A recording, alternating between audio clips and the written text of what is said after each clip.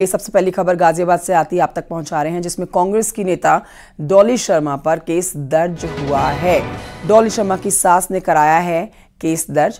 जबरन मकान में घुसकर कब्जा करने का आरोप लगाया है। डॉली शर्मा के साथ 15 से 20 अज्ञात लोगों के खिलाफ भी ये मुकदमा दर्ज कराया गया है। पुलिस मामले की तफ्तीश में जुटी है।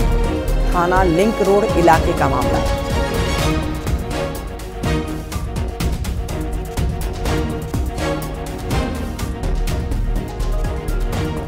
अमित राणा, ये खबर विस्तार से बताइए, पूरा मामला समझाइए कि आखिरकार माजरा क्या है। जी, आपको बताना चाहूंगा, कांग्रेस की नेता है डॉली शर्मा, जो कि यहाँ से लोकसभा प्रत्याशी भी रह चुकी हैं 2019 की। उनकी सास द्वारा इस बात का आरोप लगाया गया कि उनका एक मकान है थाना लिंक रोड क्षेत्र के सूर्यनगर इलाके में, और वहां इन्होंने अपने बेटे को और अपनी बहू को, दोनों को ही बेदखल किया हुआ है। बेदखली के बाद भी जबरन उनकी जो बहू है डॉली शर्मा उस मकान पर कब्जा करना चाह रही है। घटनाक्रम के अनुसार उन्होंने बताया कि बीती 9 तारीख को वो अपने 10 से 15 लोगों के साथ वहां पर जबरन मकान में घुस गई, जिसके बाद उन्होंने इसकी लिखित शिकायत पुलिस थाने में की है। थाना लिंक रोड पुलिस ने कांग्रेस नेता डॉली शर्मा सहित 15 से 20 अज्ञात लोगों के खिलाफ मुकदमा दर्ज कर अपनी जांच शुरू कर दी है। ठीक है अमित, इस पर डॉली शर्मा का कोई स्टेटमेंट आया हो? उनका कहना है कि मामले का जो विवाद है वो चल रहा है, कोर्ट में चल रहा है। ऐसे में उनके ऊपर ये जो आरोप लगाए गए हैं, जबरन उन्होंने घुसने की कोशिश की और मकान के अंदर घुसकर उन्होंने जबरन ये तमाम चीजें की हैं, इसमें कब्जा करने की कोशिश की है। क्योंकि वो उस घर की पुत्र वधू हैं, तो ऐसे में उनका हक बनता है। तो जो तमाम जो चीजें हैं वो माननीय न्यायालय में भी विचाराधीन चल रही है। उसके बावजूद ये उन पर गलत आरोप लगाए गए हैं और साजिशन उनके ऊपर मुकदमा दर्ज कराया गया है। ठीक है अमित राणा, बहुत शुक्रिया आपका जानकारी के लिए।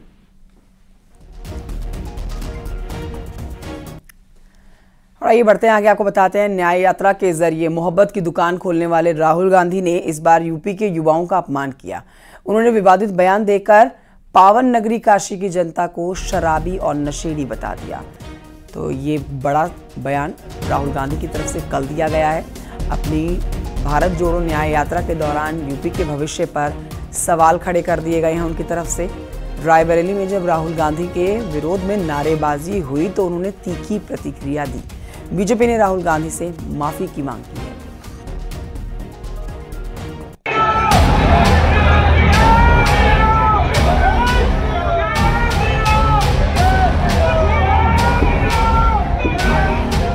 राहुल गांधी की चुनावी यात्रा जहां से गुजरी वहां गठबंधन साथी टूटने लगे। जहां जहां पहुंची वहां वहां विरोध होने लगे। और उत्तर प्रदेश में खत्म होती यात्रा में वो पड़ाव भी आया जब राहुल गांधी अपने ही गढ़ में अपनों के बीच घिर गए।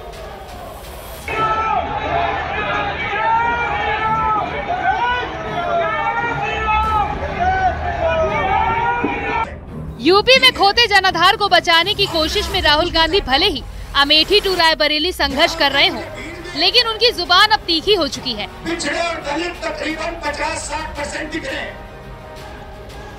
एक तरफ उनके खिलाफ नारे लग रहे हैं तो इस गुस्से में राहुल गांधी उन्हीं युवा को शराबी बता रहे हैं और यूपी की जनता का अपमान कर रहे हैं। मैं वाराणसी गया, वाराणसी में देखा मैंने रात को बाजा बज रहा है, ठहर जा, बाजा बज रहा है, वहां पे शराब पिए सड़क पे लेटते हुए बाजा बज रहा है। यूपी का भविष्य रात को शराब पिए नाच रहा है, डांस कर रहा है नशे में। बात समझनी है आप लोगों को? ये वो बयान है जो कांग्रेस की एकमात्र बची रायबरेली सीट का समीकरण बदलने के लिए काफी है। ये वो बयान है जो अपने ही गढ़ में राहुल को चुनौती देने के लिए काफी है, क्योंकि राहुल गांधी के विवादित बयान को बीजेपी मुद्दा बना चुकी है। यहाँ तक कि स्मृति ईरानी भी अब राहुल गांधी पर हमलावर हो चुकी हैं।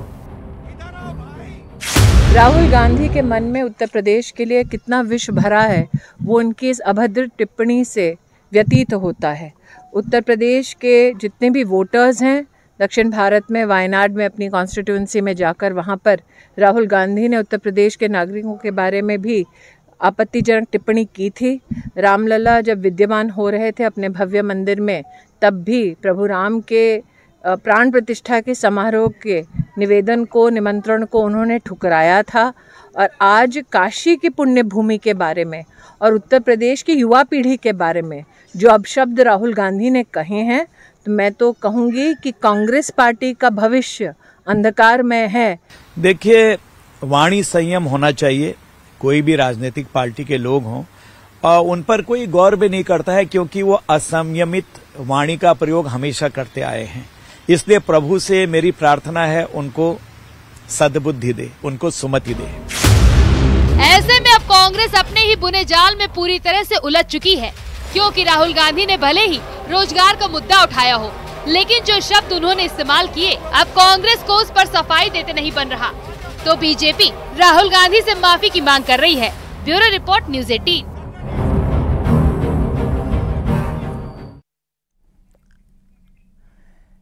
तो राहुल गांधी की भारत जोड़ो न्याय यात्रा कल रायबरेली पहुंची थी और रायबरेली में राहुल गांधी जिस सड़क से गुजरे उस जगह को बीजेपी कार्यकर्ताओं ने गंगा जल से धोया। गंगा जल से धोती सड़क के दौरान की तस्वीरें आपको दिखा रहे हैं। प्रयागराज के संगम से टैंकर में गंगा जल लाकर सड़कों को धोया गया है। जिस जिस जगह से राहुल गांधी गुजरे हैं, राहुल गांधी ने भारत जोड़ो न्याय यात्रा के दौरान रायबरेली के बचरावा में जनसभा की थी और जनसभा के बाद बड़ी संख्या में बीजेपी के कार्यकर्ताओं ने सड़कों पर जल छिड़ककर शुद्धिकरण किया है। बीजेपी कार्यकर्ताओं का कहना है कि राहुल गांधी भगवान राम के प्राण प्रतिष्ठा में ना जाकर देश भर में बयान देते फिरते हैं कि मंदिर में लड़कियों को छेड़ा जाता है। कार्यकर्ताओं ने कहा कि ऐसे सनातन धर्म विरोधी के आने से जिला अपवित्र हो गया है, जिसे पवित्र करने के लिए प्रयागराज से लाए गए गंगा जल से सड़कों को धोया गया।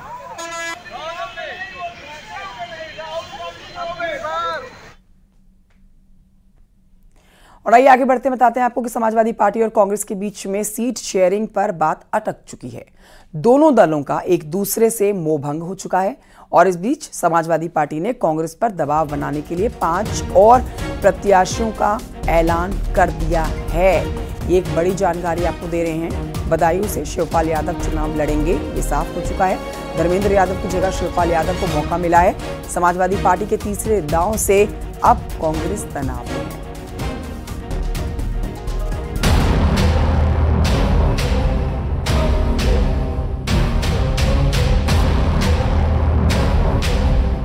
उत्तर प्रदेश में दो लड़कों की जोड़ी का सियासी जिन अब छिन्न भिन्न हो चुका है।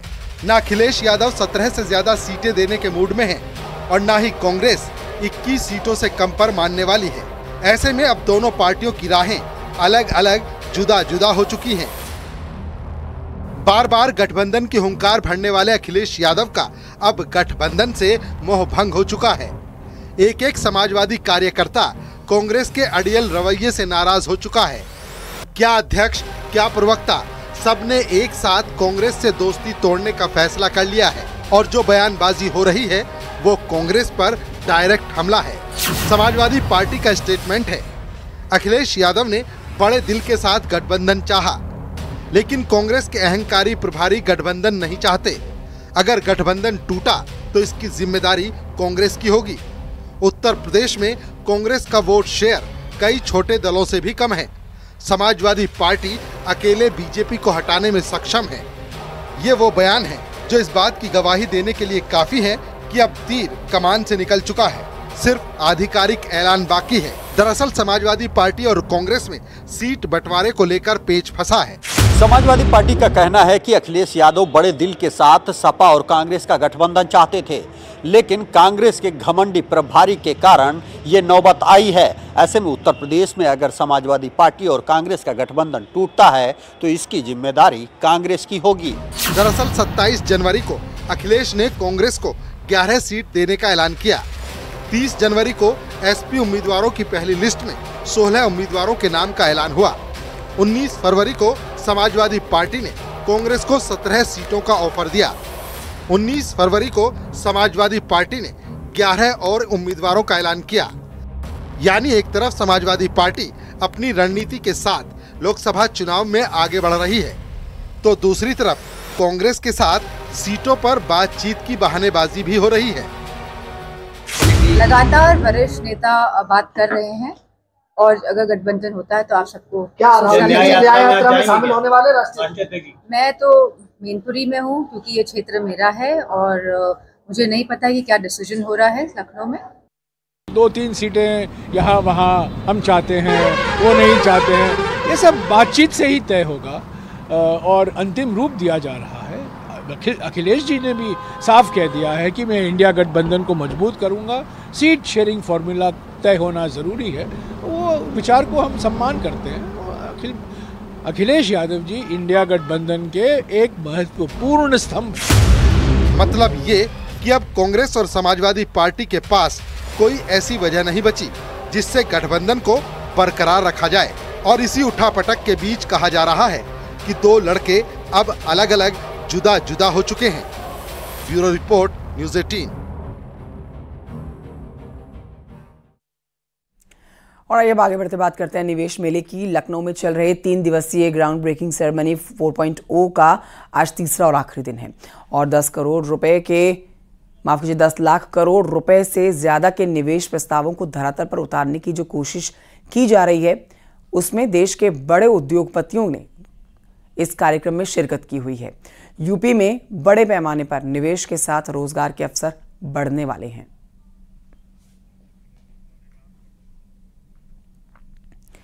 लखनऊ में आयोजित ग्राउंड ब्रेकिंग सेरेमनी 4 के दूसरे दिन अलग अलग सेशंस में सीएम योगी शामिल हुए।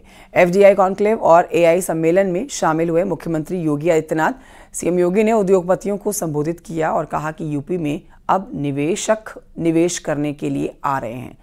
आज से 7 साल पहले यूपी में निवेशक आने से डरते थे। सीएम योगी ने निवेशकों को भरोसा दिलाया कि यूपी में हर एक निवेश सुरक्षित है। जिस फील्ड में हमारे पास संभावनाएं हैं उनमें से आर्टिफिशियल इंटेलिजेंस एक महत्वपूर्ण क्षेत्र है। आपने देखा होगा, इसको लेकर के हम लोगों ने 2022 में आई-10 ITS की अपनी एक पॉलिसी भी हम लोगों ने प्रदेश के अंदर लॉन्च की थी। इस फील्ड में पहले से जो लोग कार्य कर रहे थे, आज यूपी डाटा सेंटर का एक हब बनने जा रहा है। 3 डाटा सेंटर वर्तमान में या तो स्थापित हो चुके हैं या स्थापित होने की अंतिम प्रक्रिया के साथ जुड़ रहे हैं और 8 नए, कुल मिलाकर के 8 नए डाटा सेंटर यूपी के अंदर बन रहे हैं।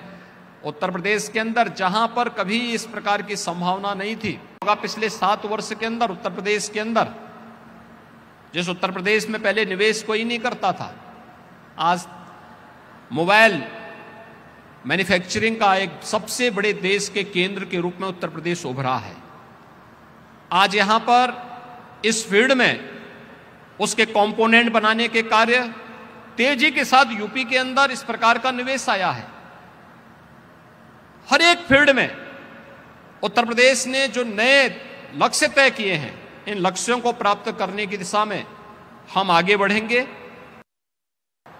कि उत्तर प्रदेश में होने वाला एक एक निवेश पूरी तरह सुरक्षित भी होगा और सरकार के द्वारा पूरी तरीके से हर प्रकार की अपनी प्रतिबद्धताओं को समयबद्ध तरीके से आगे बढ़ाने के लिए भी मैं आपको आश्वस्त कर सकता हूं। सीएम योगी आज सीतापुर पहुंचेंगे, जहां पर वो नैमिषारण्य में प्राण प्रतिष्ठा कार्यक्रम में शामिल होंगे। सीएम योगी आदित्यनाथ के दोपहर 2 बजे सीतापुर पहुंचने वाले हैं, ऐसी जानकारी है। और इसके मुताबिक नैमिषारण्य स्थित राजराजेश्वरी स्कंदा आश्रम में नवनिर्मित मंदिर की प्राण प्रतिष्ठा कार्यक्रम में शामिल होंगे योगी आदित्यनाथ। कार्यक्रम में मध्य प्रदेश के विधानसभा अध्यक्ष नरेंद्र सिंह तोमर भी शामिल होने जा रहे हैं।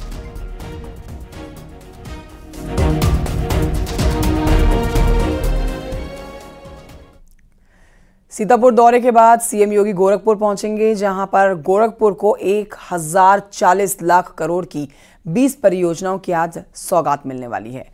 गोरखपुर औद्योगिक विकास प्राधिकरण, जहां पर 1040 करोड़ की ये 20 परियोजनाओं की सौगात उन्हें मिलेगी और इसके तहत 650 करोड़ रुपए की अनुमानित आय वाली गीड़ा की कालेसर आवासीय टाउनशिप योजना को लॉन्च करेंगे।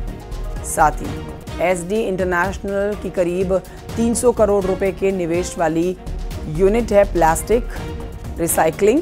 ये प्लांट प्लास्टिक रिसाइकलिंग प्लांट एवं फूड पैकेजिंग कंटेनर यूनिट है, जिसका आज शिलान्यास करने वाले हैं योगी आदित्यनाथ। और गीला की 90 करोड़ रुपए की लागत वाली 18 विकास परियोजनाओं का शिलान्यास और लोकार्पण भी होना है।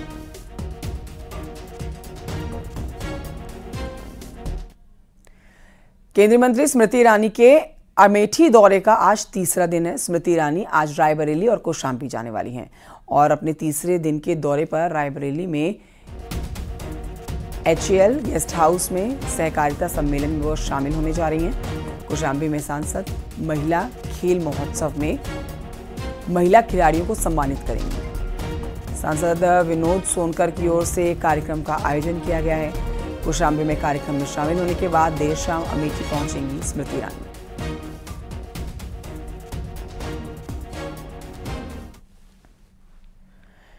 आगरा में ताज महोत्सव चल रहा है, जिसमें बॉलीवुड सिंगर अंकित तिवारी ने अपने सुरों से समा बांध दिया। अंकित ने अपने हिट गानों पर दर्शकों को झूमने के लिए मजबूर कर दिया।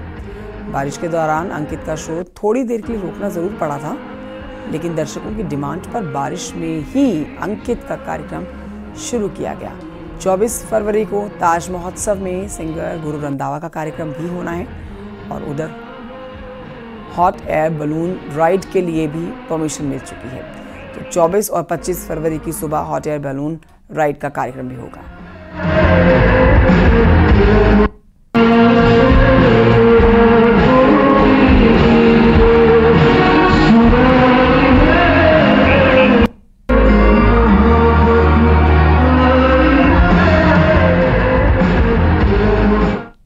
काफ़ी इंटरेस्टिंग प्रोजेक्ट है मेरे लिए, जो कि अच्छी कोलैबोरेशन है। अच्छे सिंगर्स के साथ कोलैबोरेट करके कुछ गाने आने वाले हैं, तो वो बहुत जल्दी आएगा आपके साथ।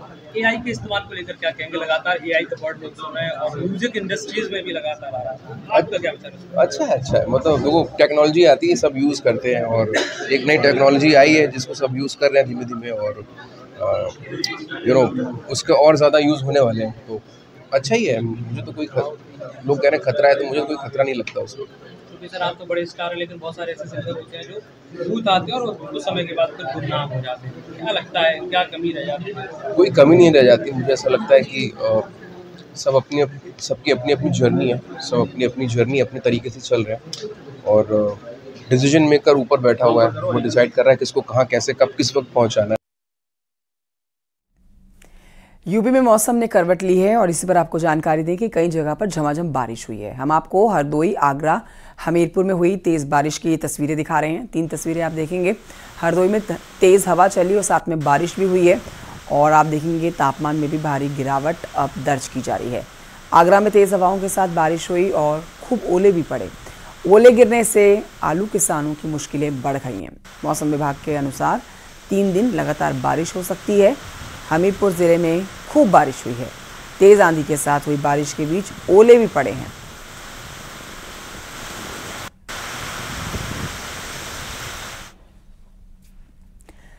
तो पूरे उत्तर भारत में इस वक्त मौसम का मिजाज बदला हुआ है। मैदानी इलाकों में जहां बारिश हो रही है तो वहीं लगातार बर्फबारी से पहाड़ गुलजार नजर आ रहे हैं। लद्दाख, जम्मू कश्मीर, हिमाचल प्रदेश, उत्तराखंड की ये वादियों में आप देखेंगे बर्फबारी खूब हो रही है। लद्दाख के पेंगोंग लेक में सैलानियों की तादाद बढ़ने लगी है। अनंतनाग में बर्फबारी के बाद सड़कों पर गाड़ियां फंसी हुई नजर आ रही हैं। सेना के जवान इन्हें निकालते हुए दिखेंगे। गुलमर्ग में विंटर गेम्स का आयोजन हो रहा है, इसको लेकर लोगों में उत्साह है।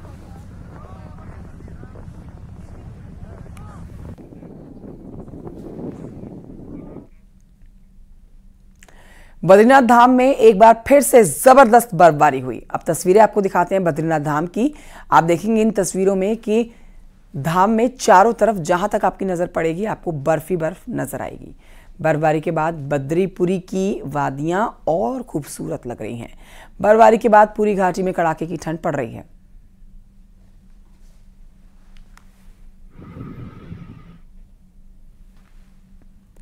गाजियाबाद सेक्स रैकेट का खुलासा हुआ है। सेक्स रैकेट संचालिका के साथ 5 लोग गिरफ्तार किए गए हैं। पुलिस ने एक युवती को सेक्स रैकेट में मुक्त करवाया है और पुलिस को घटनास्थल के पास एक विदेशी महिला भी मिली है। किर्गिस्तान की रहने वाली है ये महिला। ये विदेशी महिला 7 बार विदेश दौरा कर चुकी है। महिला का 3.5 साल पहले खत्म हो चुका था वीजा और विदेशी महिला को हिरासत में लेकर पूछताछ चल रही है।